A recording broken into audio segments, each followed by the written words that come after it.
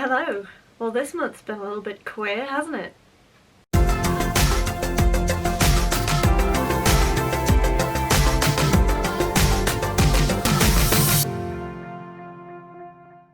This month I have been super busy.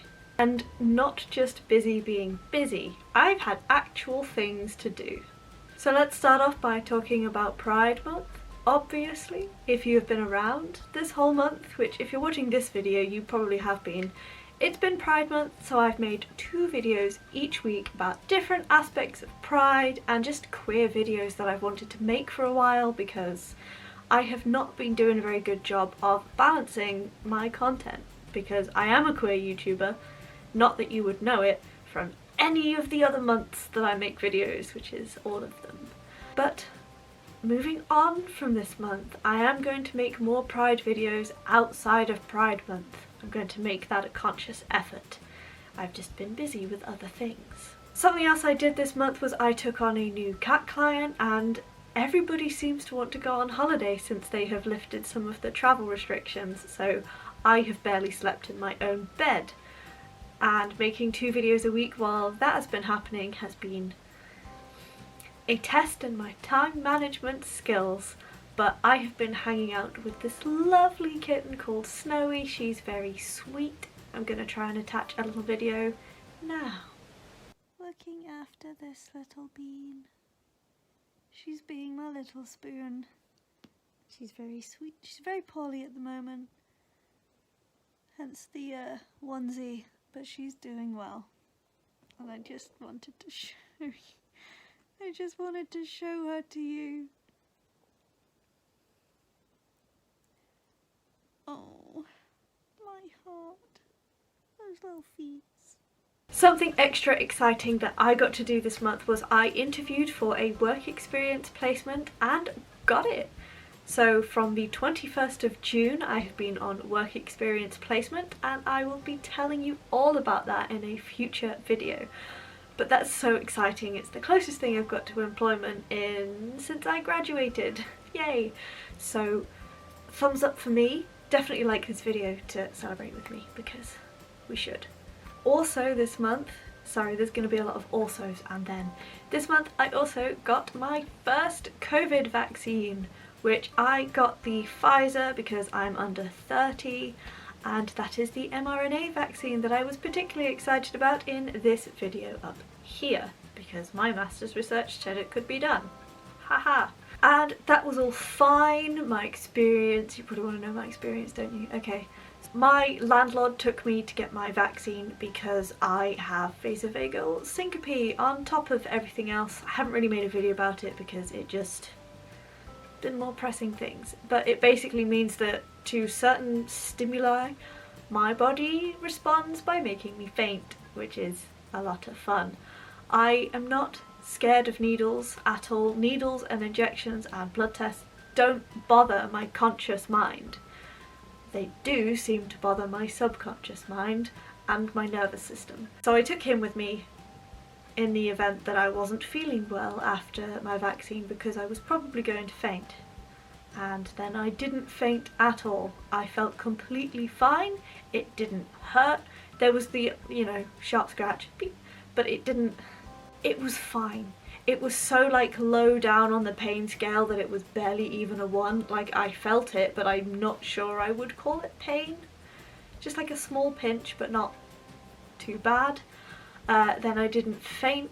They make you wait 15 to 30 minutes afterwards depending on risk factors. I think I had to wait 15.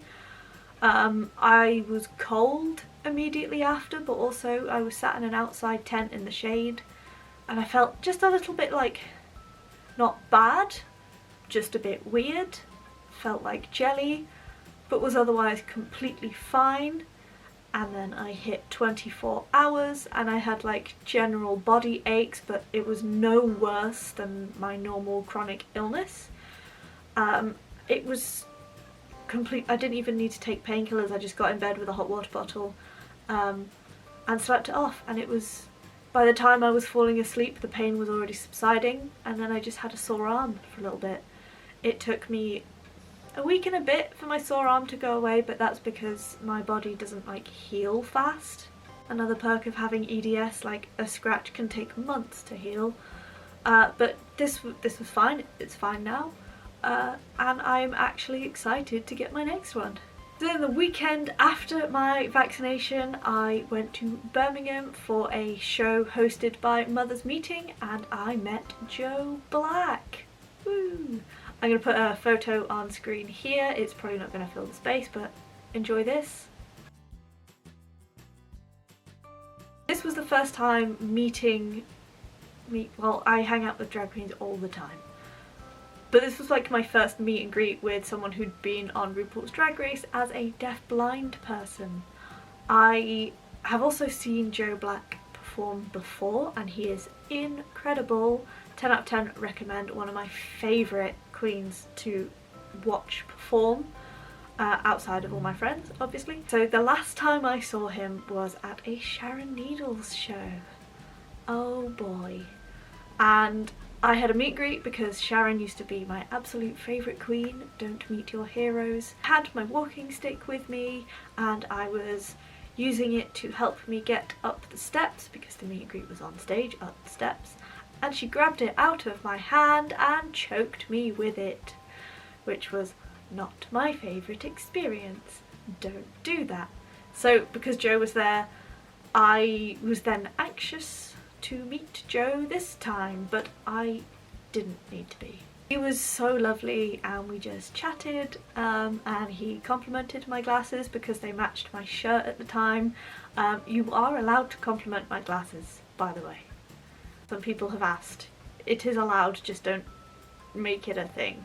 But no, you can't try them on. They were just lovely, and I had my cymbal cane with me and I was using that to like tap the steps because I can't see in the dark very well, and the flashing lights, because I'm light sensitive but also night blind. I don't know if night blind is the right word, but I can't really see in the dark. But there was also bright lights, so I couldn't really see the steps. So I was just tapping away, and he was not weird about it. And we just chatted, got some pictures, and enjoyed the show, which was great. Loved it. This weekend that I'm filming this, I'm supposed to be at a pagan camp, but COVID made that get cancelled. You might have seen in this video where I said, hey, I'm in a field, be nice. I'm not in a field. So that was fun. That's been postponed until next year, so thank you everyone who helped support me by helping me out with camping gear from my wish list. Much appreciated. I'm now ready for next year. I haven't really had that much time to read, but I have started reading The Sacrificial Man by Ruth Duggal, and I don't have it with me because I've packed it ready to go to a cat's house. But it's very good. I'm about halfway through. The treatment of people with mental illnesses is being explored, and because I haven't got to the end yet, I can't tell you how I feel about that or whether it's ableist or not, but we'll see. So far I think it's okay, but we'll see how it goes. I'm enjoying it so far, and hopefully I will get to finish it by the time this video goes out, so I will be on track for my New Year's resolution. Minus one book, but we can make that up. Sad to report no scarf progress, but also I have been so busy, when am I supposed to knit? I also received the letter from Audiology/ENT confirming my diagnosis of audio processing disorder.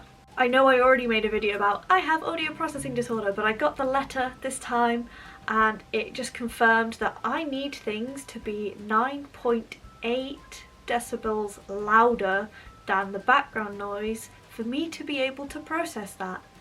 So that's fun. That seems like quite a lot, but that's fine, I guess. That's really good to know. I was supposed to have an audiology appointment with the person that ran my APD test to put new programs on my hearing aids / perhaps give me new hearing aids like I was supposed to get all those months ago. You can read that saga up there. But I got exposed to COVID very loosely. It wasn't direct contact, but I didn't want to take the risk of taking that into audiology and ruining it for everyone else, so we rescheduled it, and that is up for next month. So I'll let you know how that goes. This week is also Deaf Blind Awareness Week. June is also apparently Deaf Blind Awareness Month, but I picked queerness because I can't fill a month with deafblindness content because I'm so brand new to this world and this community. I'm still learning, if you've seen my tweets about it, but I am going to be making one video for Deafblind Awareness Week, so expect that on Saturday. In fun, happy news, I have paid off half of my overdraft, which is excellent. I'm on track to finish paying it off by when it needs to be paid off. I have £250 left to go. It's been a struggle, but we got there. We got there. And because I paid off half of my overdraft, I did not get to buy anything fun this month, or in time for this month. I have bought a few things, but they haven't arrived yet, so we'll show you in the next months in review. But onto my plants. Goodness gracious. Okay, so let's go on another plant tour. This guy's new. He's got really fluffy leaves and I enjoy him a lot. I've called him Spider. And then we've got my creeping fig, golden sedum, some cacti, a dying spider plant because he got overwatered and not good. My bromeliad, which seems to be leaning a little bit, but he's starting to bloom, so that's cute. There's his little blooms starting, that's very exciting. He better not bloom while I'm away. My parlour palm is looking very sad. He also got a bit overwatered and some rotting occurred. I'm learning. And then this lavender is so fickle. I was away for 2 days and he died because, I don't know, fickle. But there's a cactus and a SpongeBob in the background. Moving on to my blackcurrant, absolutely ridiculous. Look at the state of him. He's so big I had to repot him because I couldn't keep up with his water demands, so he's now in a huge pot. And here's some of my peppers. I can't remember when I repotted these or if I showed you last time, but here's 3 of them and they're all growing very big. This one is doing particularly well. Here are my 5 spot. I also don't know if you saw the flower last time, but he's on my Instagram if you need him. This is a sunflower I started growing. He needs a bit of support. I'm going to get one for him in a minute. More peppers. Some coleus. The ridiculous blueberry. He's very big. And behind the blueberry is what was sold as a monstera, but is actually a heart-shaped philodendron. I don't actually know if they're the same thing, but there we are. More coleus in the background there, and a peperomia which I've propagated from my housemate's peperomia. And I also have some more outside, so let's go and have a look at those. Here's my indoor rose that I showed you a while ago. He's had a bit of a prune, but look at that beauty. Here is some basil that I have planted. Let's go outside. We repurposed a barbecue to hold flowers. So we've got some sweet williams, a couple of marrows. This is a golden raspberry which I rescued from Wilko because he was covered in mould and now he's looking great. These are got some spinach going, a goji bush which I also rescued from Wilko. We have some cabbage. The pea shoots are not surviving very well, they've had to be trimmed back, but they do have some new growth on it, so we'll see how that goes. Some more marrow. Some coriander, which is starting to look like coriander leaves, and some kale back here, which is very exciting, and of course some beetroot, because I love beetroot, and hopefully they're going to grow really well, and some parsnips, which are very exciting. But also just look how cute that is. I love that. So that's how all of my plants are doing. Chaos. Don't forget to like this video, drop a comment down below if you have any questions on anything I've said, or you want me to update on anything else in my life. Subscribe to my channel if you haven't already and ring that notification bell so you get notified every single time I post a new video. Videos go up every Saturday at 6 PM UK time with at least one bonus video every single month.